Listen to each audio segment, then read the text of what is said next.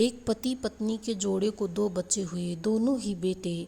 माँ बाप ने इन दोनों ही बच्चों को खूब प्यार से पाला, पोसा, पढ़ाया और लिखाया, बड़ा किया और इस काबिल बनाया कि यह अच्छी नौकरी कर सकें, समाज में अच्छा जीवन व्यतीत कर सकें। अपने बच्चों के लिए दिन रात कड़ी मेहनत करके एक बंगले जैसा 2 मंजिला घर बना कर दिया, ताकि दोनों बेटे शादी के बाद भी एक साथ लेकिन अलग अलग कमरों में रह सके, ताकि आगे चलकर कभी बंटवारे का विचार ना आए और इन दोनों में लड़ाई झगड़े ना हो।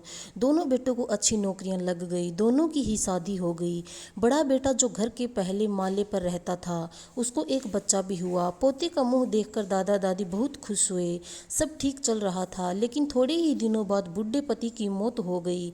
जब तक पति जिंदा था, दोनों बेटे और बहू माँ का सम्मान किया करते थे। जैसे ही पति मर गया, दोनों बेटे और बहुएं हर दिन माँ की सेवा करना तो दूर, माँ को हर दिन खाना खिलाने के लिए भी राजी ना थे। दोनों बेटे और बहुएं ने मीटिंग की और तय किया कि माँ को खाना खिलाने की जिम्मेदारी बांट ली जाए, यानी कि 15 दिन बड़ा बेटा और 15 दिन छोटा बेटा माँ के खाने की जिम्मेदारी लेगा। जिन बेटों को बिना दिन रात देखे भूख ना होते हुए भी और मन चाहा खाना हमेशा खिलाने के लिए जो माँ तैयार रहती थी, अब उसी माँ को बेटों के यहाँ पर दिनों के हिसाब से खाना दिया जाता था। माँ का दिल बड़ा था। माँ को इस बात की खुशी थी कि वह जैसे भी हो अपने बेटों के साथ रह रही है, और इसी खुशी के कारण बेटों के द्वारा दी गई रूखी सूखी भी उसे किसी पकवान से कम ना लगती। लेकिन दुर्भाग्य की बात तब हो जाती है जब किसी महीने में 31 दिन आ जाते और उस दिन एक दिन माँ को भूखा ही रहना पड़ता। एक बार जब बड़े बेटे के यहाँ 15 दिनों तक खाना खाने की बारी चल रही थी, तब बड़ा बेटा अपनी बीवी और बच्चों के साथ कहीं बाहर किसी फंक्शन में जा रहा था।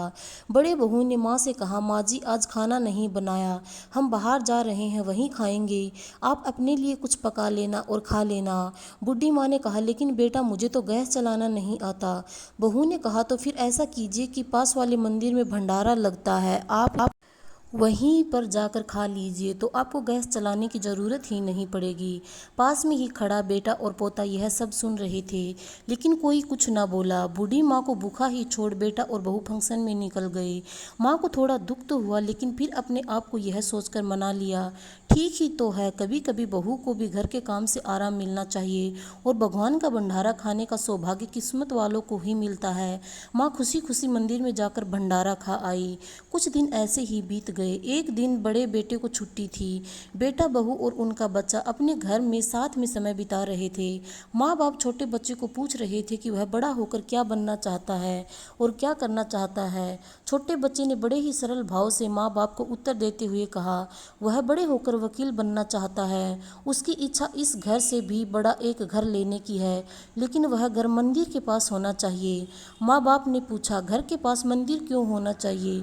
तब बच्चा माँ बाप से कहता है, घर के पास मंदिर इसलिए होना चाहिए ताकि जब मैं बड़ा होकर किसी फंक्शन में बाहर जाऊं तो आप दोनों को ज़्यादा तकलीफ ना हो। मंदिर नज़दीक रहेगा तो आपको ज़्यादा दूर जाकर भंडारा नहीं खाना पड़ेगा। मासूम बच्चे का ऐसा जवाब सुनकर दोनों के पैरों तले से ज़मीन खिसक गई। उन्हें अपनी गलतियों का एहसास अब जाकर हुआ था, जो उनके 5 साल के बेटे ने पहले ही कर लिया था।